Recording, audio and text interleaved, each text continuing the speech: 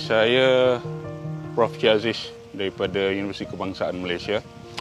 So hari ini kita akan bercakap sedikit berkenaan dengan apakah itu karst dan gua. So karst ini adalah satu fitur landscape geologi yang terbentuk di atas batu kapur. Karst ialah satu morfologi yang dibentuk akibat daripada proses luluh hawa oleh air. Lazimnya berlaku paling banyak di kawasan tropikal di kawasan di mana kita dapati banyak air hujan, iklim yang panas. Sebab air hujan ini, ciri dia mempunyai kandungan karbon dioksida yang terlarut. Bila karbon dioksida terlarut di dalam air, dia membentuk asid karbonik. So, asid yang lemah ini bersifat melarut batu kapur. Sebab batu kapur ini dia terbentuk daripada kalsium karbonat, CaCO3. So kalsium karbonat ini ciri dia reaktif, dia bertindak balas dengan asid walaupun asid lemah.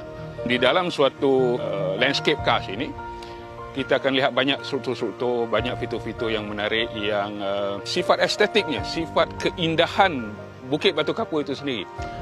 Sebabnya dia landscape ini, batu kapur ini dia tidak ditumbuhi oleh tumbuhan yang tebal. Dan oleh itu kita boleh lihat batuan itu sendiri, kita boleh lihat landscape itu sendiri yang asal. Antara fitur yang sering menarik perhatian masyarakat ialah gua lah. So gua sering kita jumpa di dalam batu kapur, tapi kita perlu ingat gua juga wujud di dalam landscape lain, dalam batuan-batuan lain. Tetapi lazimnya kalau kita jumpa batu kapur, kita akan jumpa gua. Dalam batuan lain tak semestinya.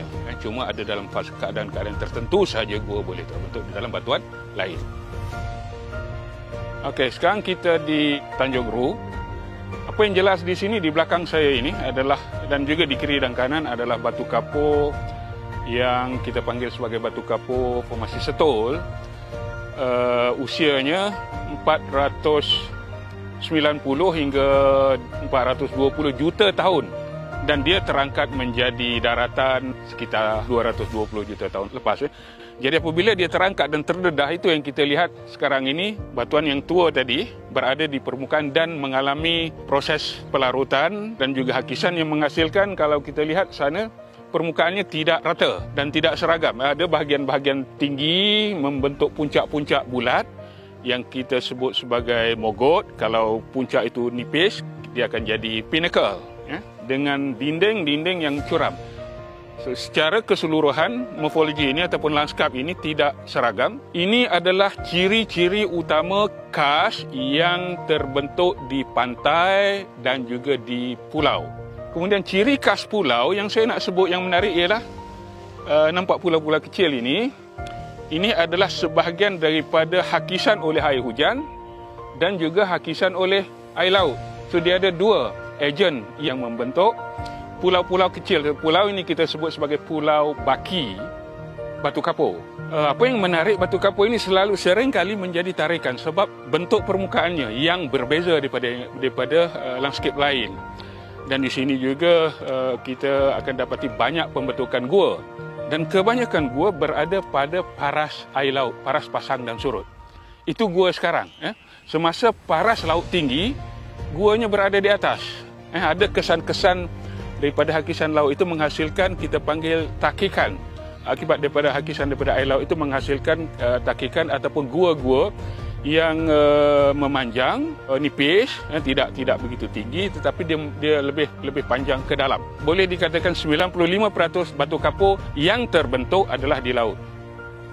Okey, ini adalah contoh organisma marine ataupun organisma laut pada hari ini yang kerangkanya dibentuk oleh bahan-bahan kalsium karbonat. Kalau dalam ini semuanya mineralnya kita kenali sebagai mineral aragonik.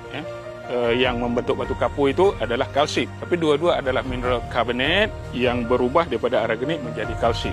So pada hari ini kebanyakan sedimen, ini masih sedimen, ini belum batuan.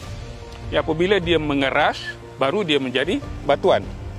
So, sama juga dengan yang di sana itu, semasa awal pembentukannya dalam bentuk sedimen yang pro, yang lembut, yang tidak mengeras. Bila dia mengeras, dia akan menjadi batuan lapisan demi lapisan. Kalau kita lihat di sana, itu adalah lapisan sedimen ini yang terbentuk satu lapisan demi lapisan demi lapisan demi lapisan sehingga membentuk satu bukit yang besar. So begitulah bagaimana batu kapur ini terbentuk. So di dalamnya ada cerita, maklumat-maklumat sains yang sangat penting yang tidak diketahui oleh masyarakat awam, tetapi apabila kita gali, kita keluarkan maklumat ini sebagai produk geopelancongan. So geopelancongan ini lebih kepada pelancongan pendidikan, memberi maklumat, memberi ilmu kepada pelancong, bukan sahaja datang ke sini untuk melihat keindahan estetik, keindahan landscape, tetapi di samping itu kita memberikan juga maklumat-maklumat saintifik, bagaimana dia terbentuk, bila dia terbentuk, di mana dia terbentuk, supaya menimbulkan rasa kecintaan dan bagaimana kita ini diamanahkan untuk menjaga.